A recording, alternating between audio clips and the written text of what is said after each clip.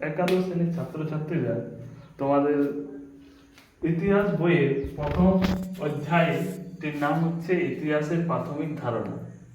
মানে ইতিহাস কি এই বিষয়ে তোমাদেরকে জানতে হবে। তো ইতিহাস কি বা হোয়াট ইজ হিস্ট্রি এই বিষয়ে আমরা যদি দেখতে যাই, তো তোমরা আগেও জেনেছো ইতিহাস কি বা ইতিহাস কাকে বলে, কারণ আমরা এর আগেও ষষ্ঠ শ্রেণী থেকে দশম শ্রেণী পর্যন্ত ইতিহাস পড়েছি।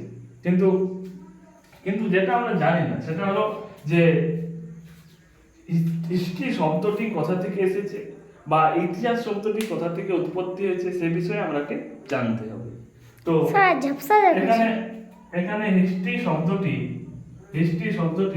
হিস্টো শব্দটি হচ্ছে একটি ল্যাটিন শব্দ যার অর্থ জ্ঞান।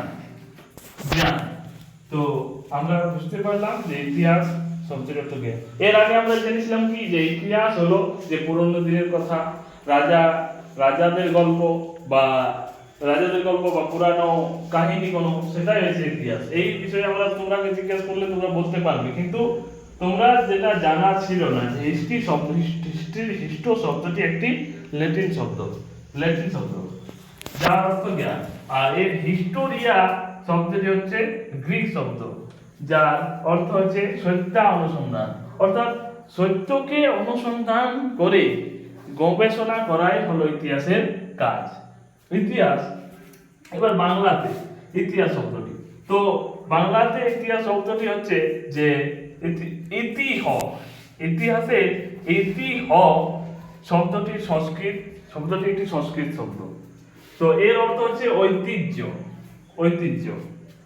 আর এর যদি আমরা রূপতাত্ত্বিক ভাবে ব্যাখ্যা করি, ইতি হ যুক্ত অস যুক্ত অ, তো যার অর্থ হচ্ছে যা ঘটে গেছে।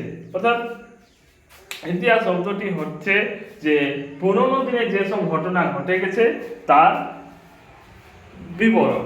অর্থাৎ আমরা এখানে যদি আমরা ইতিহাসের সংজ্ঞাটা করতে চাই, তাহলে আমরা বলতে হবে যে অতীত থেকে মানব সভ্যতার বিবর্তনের যে বিবর্তন ঘটেছে তা হলো ইতিহাস। যেমন তোমরা দেখেছো যে আগে মানুষ কোথায় থাকতো? গাছের তলায় থাকতো। তারপর দেখা গেল গুহায় বসবাস করতে লাগলো। তারপরে মানুষ ওই গাছের ডাল পালা নিয়ে ঘর বাড়ি বানাতে লাগলো। এটা তো একটা বিবর্তন, এটা তো চক্র পরিবর্তন হয়ে আসছে। তাই ইতিহাস হলো মানব সভ্যতার বিবর্তনের কাহিনী। তো এই যে দীর্ঘদিন ধরে এই যে অনুসন্ধান করে চলে এসেছে আমরা ইতিহাসের সেই পুরনো যুগ থেকে, প্রাচীন থেকে, সেগুলিকে কয়েকটি ভাগে ভাগ করা হয়। কিভাবে অনুসন্ধান করার জন্য কয়েকটি অনুসন্ধান, এইসব বিষয়গুলো পুরনো ঘটনাগুলো অনুসন্ধান করার জন্য আমাকে কয়েকটি বিষয়ের উপরে বা কয়েকটি উপাদানের উপরে নির্ভর করতে হবে। সেই দুটি হলো, একটি উপাদান হলো প্রত্নতাত্ত্বিক, আরেকটি হলো সাহিত্যিক। তো প্রত্নতাত্ত্বিক উপাদান কি? তো প্রত্নতাত্ত্বিক উপাদান হলো যে ঐতিহাসিকরা মাটি খনন করে মাটির নিচ থেকে কোনো উপাদান বার করে তা ইতিহাসে গবেষণার বিষয় হিসাবে উপস্থাপিত করে, তা হলো ইতিহাসের একটি প্রত্নতাত্ত্বিক উপাদান। যেমন আবার প্রত্নতাত্ত্বিক উপাদানের মধ্যে যদি আমরা উদাহরণ দিই, লিপি, মুদ্রা, পুরনো প্রাণীদের জীবাশ্ম, এগুলি পুরনো পুঁথি, এগুলো হচ্ছে প্রত্নতাত্ত্বিক উপাদান। এমনকি পুরনো দোকান বাজারের স্লিপ, এগুলিকেও আমরা বলতে পারি। তাহলে দেখতে পাওয়া যাচ্ছে আবার ঐতিহাসিক উপাদান কি? ঐতিহাসিক উপাদান হলো বিভিন্ন লেখকদের, পুরনো যুগের লেখকদের লেখা বই।